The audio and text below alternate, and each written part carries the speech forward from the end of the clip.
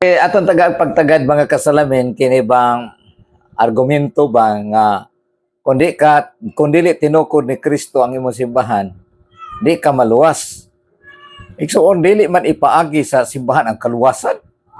Dili paagi Kung di mo basahon ang Roma Kapitulo 10 versikulo 13, wa man ingon nga tungod sa simbahan ni Jesus maluwas o ang tanang nagsampit sa simbahan ni Jesus maluwas.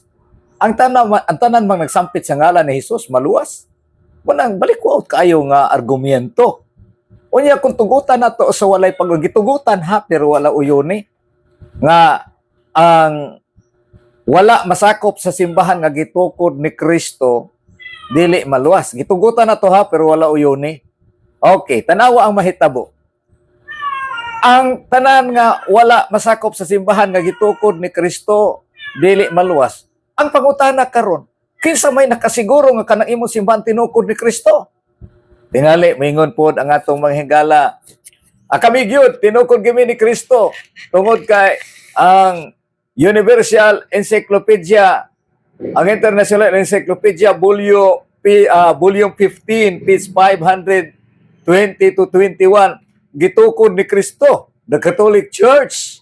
Ay soon, huna-huna ang encyclopedia ba, mindset ba, kanusa na natawong author, before ka mo gamit ana aron imong sandigan si mong kaluwasan, i-search sa kanusa ana kanang author sa libro, kanusa ana natawo.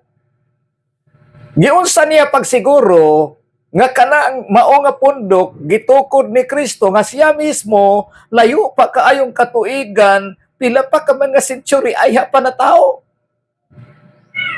Mao na wa man gani og pananglitan nga tinuod na nga may tinukod ni Kristo, kana na lang kay dili isulat sa mga apostoles.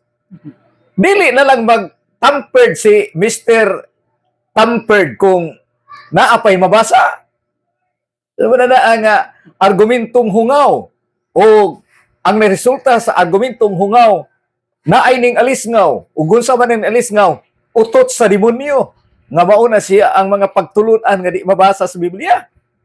Muna, ang ilhanan nga gitukod ni Kristo, nagsunod yung kang Kristo. Dili sa pangalan lang, kundi sa pamatasan, sa kinaiya, sa pagkamatumanon, uwa kay i-reject. Di ka magdugang sa Biblia. Kaya ang prinsipyo sa Dios, dili mausab. Nabay mabasa ang prinsipyo sa Dios, di mausab. Naoy, sa kinini ang Malakias Kapitulo 3, sayang versikulo 6, napod sa Santiago Kapitulo 1 versikulo 17, dili mausab ang Dios.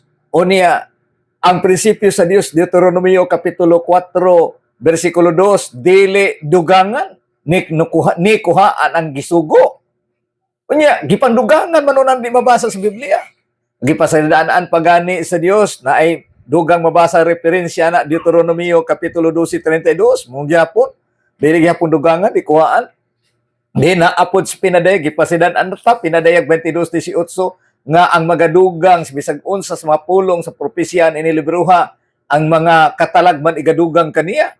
Mao na nga dayag kaayo mga minahal nga dili gyud na sila tinuod nga tinukod ni Kristo. Ang tinuod nga tinukod ni Kristo musunod sa prinsipyo sa Dios, dili magdugang, dili gud mokuha, mutuman sa mga sugo sa Dios, dili i-reject ang kabalauran, dili mga usab sa mga sugo sa Dios, pulo tuot pero gipang-usab na og dili hugawan.